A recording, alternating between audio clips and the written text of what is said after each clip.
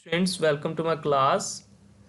आज का हमारा चैप्टर है chapter number 1 introduction to biology और टॉपिक है इंडिविजुअल लेवल। इंडिविजुअल लेवल को हम ऑर्गेनिज्म लेवल भी बोलते हैं। चलें जी स्टार्ट करते हैं इंडिविजुअल लेवल को। Different organs and organ systems are organised together to form an individual और ऑर्गेनिज्म। मुख्तलिफ ऑर्गन्स और ऑर्गन सिस्टम्स आपस में मुनज़्ज़म होकर मुकम्मल जानदार यानी फ़र्द बनाते हैं। यानी कि वो कह रहा है कि मुख्तलिफ ऑर्गन्स और ऑर्गन सिस्टम्स आपस में मिलते हैं और मिलकर काम करते हैं, और इन ऑर्गन्स और ऑर्गन सिस्टम्स के मिलने से एक मुकम्मल जानदार यानी फ़र्द बनता है। इन एन ऑर्गेनिज्म, एक जानदार में, the functions, processes and activities of various organs and organ systems are coordinated.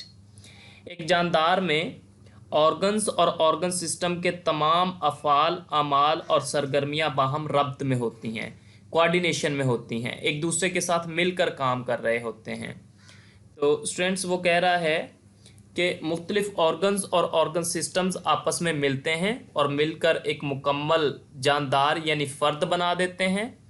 एक जानदार में मुख्तलिफ ऑर्गन्स और ऑर्गन सिस्टम्स के तमाम अफ़ाल, अमाल और सरगर्मियाँ बाहम रब्त में होती हैं, यानी कि एक दूसरे के साथ मिलकर काम कर रहे होते हैं।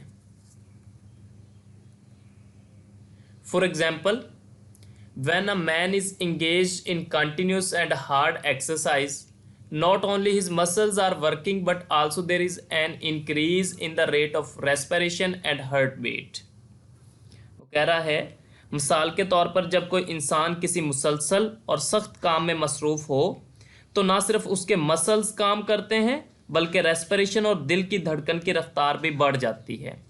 तो देखें, फ़र्ज़ कर लें कि एक बंदा है और वो बंदा कोई हार्ड एक्सरसाइज कर रहा है या फिर कोई और सख्त काम कर रहा है, तो एक्चुअली काम तो उसके जो मसल्स कर रहे हैं, लेकिन दिल की धड़कन की रफ्तार भी बढ़ जाती है, सांस लेने की रफ्तार भी बढ़ जाती है, डाइजेशन का प्रोसेस भी तेज़ हो जाता है। तो ये कैसे होता है? असल में क्या है कि एक जानदार में जितने भी ऑर्गन्स और ऑर्गन सिस्टम्स पाए जाते हैं, ये तमाम ऑर्गन्स और ऑर्गन सिस्टम्स आपस में एक दूसरे के साथ मिलकर काम करते हैं। जब हमारे मसल्स काम करेंगे तो उनको ज़्यादा एनर्जी की ज़रूरत होगी। अब ज़्यादा एनर्जी की खातिर फिर क्या होगा कि हमारे सांस लेने की रफ़्तार भी बढ़ जाएगी, दिल की धड़कन की रफ़्तार भी बढ़ जाएगी। उससे क्या होगा? उससे मसल्स को ज़्यादा खुराक और ऑक्सीजन मिलेगी ताकि वो खुराक की ऑक्सीडेशन करें और एनर्जी पैदा करें जिसकी उन्हें ज़रूरत है। तो वो कह रहा है कि जब कोई भी इंसान किसी मुसलसल या सख्त काम में मसरूफ़ होता है तो ना सिर्फ उसके मसल्स काम करते हैं बल्कि रेस्पिरेशन और दिल की धड़कन की रफ्तार भी बढ़ जाती है। यानी कि ये तमाम अमाल जो हैं ये आपस में रब्त में हैं, एक दूसरे के साथ कोऑर्डिनेशन में हैं। This accelerated rate of respiration and heartbeat supplies more oxygen and food to the muscles which they need for continuous work। Respiration और दिल की धड़कन की रफ्तार में ये इजाफा मसल्स को ज़्यादा खुराक और ऑक्सीजन मुहैया करता है जिसकी मुसलसल काम के दौरान उनको ज़रूरत होती है।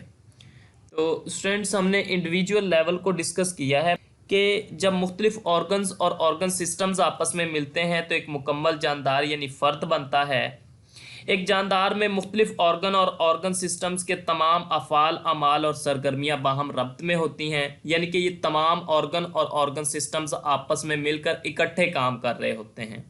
मिसाल के तौर पर जब कोई इंसान किसी सख्त काम में मसरूफ़ होता है तो ना सिर्फ उसके मसल्स काम करते हैं बल्कि रेस्पिरेशन और दिल की धड़कन की रफ्तार भी बढ़ जाती है। इसका मतलब कि मसल्स, रेस्पिरेशन और दिल की धड़कन ये तमाम आपस में रब्त में हैं, एक दूसरे के साथ मिलकर इकट्ठे काम कर रहे हैं। रेस्पिरेशन और दिल की धड़कन की रफ्तार क्यों बढ़ती है?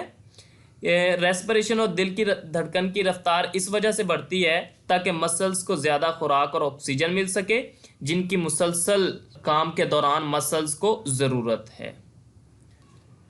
नेक्स्ट, आपकी बुक जहाँ से आपने इस टॉपिक को प्रिपेयर करना है। तो स्टूडेंट्स, आज हमने पढ़ा है इंडिविजुअल लेवल के बारे में। आपने इसको अच्छे तरीके से प्रिपेयर करना है। Thank you students.